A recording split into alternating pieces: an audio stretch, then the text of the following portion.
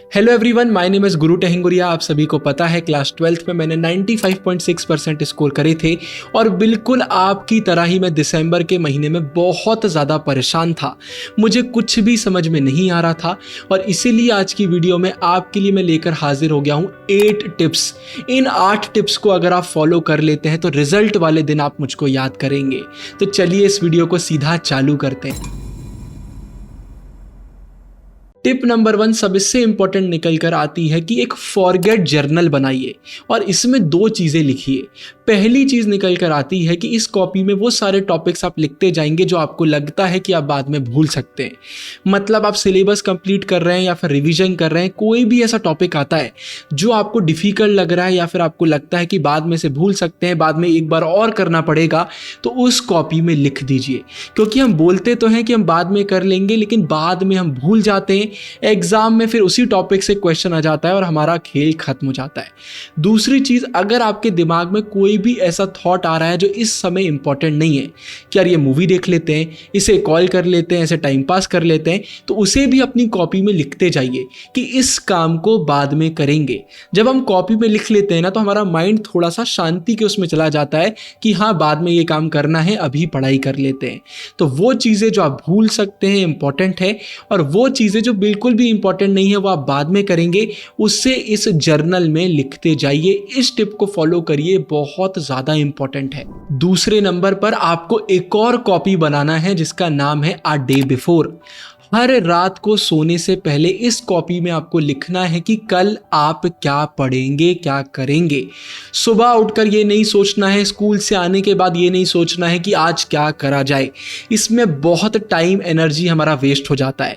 इससे अच्छा है रात में सोने से पहले एक कॉपी में लिख लीजिए मेरा कल का टारगेट, मेरा कल का गोल क्या होने वाला है।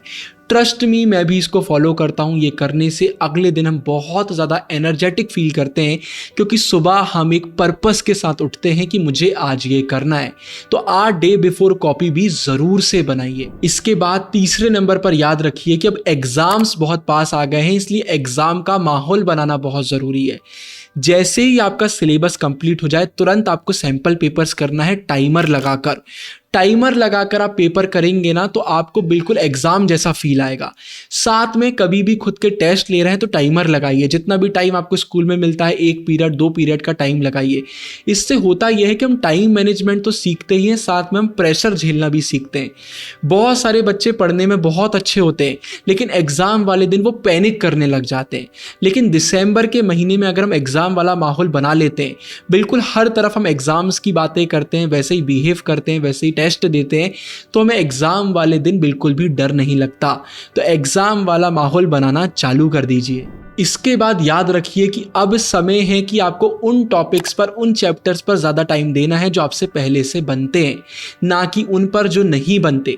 अगर कोई भी टॉपिक ऐसा चैप्टर है जो आपसे नहीं बनता, उसे पढ़िए, लेकिन इससे ज़्यादा टाइम दीजिए उन चीज़ों पर जो आपसे ऑलरेडी बनता है। क्योंकि बहुत सारे बच्चे क्या करते हैं, वो टॉपिक्स, वो चैप्टर्स जो बनते हैं उन्हें इग्नोर करने लग जाते हैं और एग्जाम में उन्हें भी अच्छे से नहीं कर पाते, और डिफ़िकल्ट वाले तो वैसे ही नहीं बनते। ऐसे में हम कहीं के नहीं बचते। लेकिन अगर वो टॉपिक्स जो आपसे बनते हैं उनका अच्छे से आप रिवीजन कर लेते हैं, उनके क्वेश्चन आंसर आप प्रैक्टिस कर लेते हैं, तो उन टॉपिक्स में आपके मार्क्स एकदम पक्का हो जाते हैं। तो सिलेबस तो आपको करना है, हर टॉपिक को टाइम देना है, लेकिन वो जो आपसे बनता है उससे ज़्यादा टाइम देना है, उसे हल्के में बिल्कुल भी नहीं लेना है। और जब रिवीजन आप करेंगे तो साथ में आप PYQs पर ज़्यादा फोकस करेंगे। पिछले 10 सालों में जो क्वेश्चंस बार बार रिपीट हुए हैं, वो जिस भी टॉपिक से आए हैं, इसका सीधा सीधा मतलब है कि वो टॉपिक बहुत ज़्यादा इंपॉर्टेंट है और हाई चांसेस है कि इस बार भी उससे क्वेश्चन आ सकते हैं। तो PYQs पर ज़्यादा फोकस करना है, सिलेबस पूरा करना है, लेकिन PYQs पर ज़्यादा फोकस करना है। तो वो टॉपिक्स, वो चैप्टर्स जो बहुत इंपॉर्टेंट हैं, जिनका वेटेज ज़्यादा है या फिर उनसे क्वेश्चन बार बार रिपीट हो रहे हैं, उन क्वेश्चंस को बहुत अच्छे से कर लीजिए। आपके साथ एग्जाम में ऐसा होता होगा, यार ये वाला क्वेश्चन तो देखा था लेकिन अब कुछ भी याद नहीं आ रहा। फाइनल एग्जाम में ऐसा ना हो, इसलिए रिवीजन करते समय PYQs पर बहुत अच्छे से फोकस करिए। और इसके बाद याद रखिए कि आपको खुद के रैंडम टेस्ट भी लेना है। जब कभी भी आपको फ्री टाइम मिले तो जो कुछ भी आपने पिछले कुछ दिनों में पढ़ा है उसका टेस्ट ले लीजिए। यार ये चैप्टर मैंने 5 दिन पहले पढ़ा था, चलो इसका एक टेस्ट ले लेते हैं। मतलब रैंडम रिवीजन आपको करना है, रैंडम टेस्ट आपको लेना है। इससे होता क्या है, हमारा माइंड एकदम से प्रिपेयर नहीं रहता है, तो इसमें हमारा रिटेंशन बढ़ता है, चीज़ें हमें अच्छे से याद होती हैं, हम डिफिकल्ट सिचुएशन के लिए खुद को तैयार करते हैं, क्योंकि एग्जाम में तो किसी भी चैप्टर से कोई भी क्वेश्चन आ सकता है। अब हम रिवीजन अगर सोच कर करने बैठते हैं ना, तो हमारे दिमाग में सब कैलकुलेशन दौड़ने लग जाते हैं कि हाँ ये भी पढ़ा था, ये भी पढ़ा था, ये भी बनता है, वो भी बनता है, तो हम रिवीजन अच्छे से कर पाते हैं। लेकिन अगर एकदम रैंडम टेस्ट हम खुद का ले लेते हैं तो वहाँ पर हमें फिर एक रियलिटी चेक मिलता है और हमारी लर्निंग पावर भी इंक्रीज होती है। तो खुद के रैंडम टेस्ट भी ज़रूर से लीजिए। और इसके बाद दिसंबर के महीने में खुद की एक आदत बना लीजिए। ये तो आपको करना है कि सोने से पहले आपको लिखना है कल आप क्या पढ़ेंगे, लेकिन इससे पहले आपको 2 मिनट शांति से बैठकर ये भी सोचना है कि आपका आज का दिन कैसा गया। क्या आपने अपना टारगेट पूरा करा? अगर नहीं करा तो कोई बात नहीं, खुद को माफ़ करिए, लेकिन ये देखिए कि आपने क्यों नहीं करा।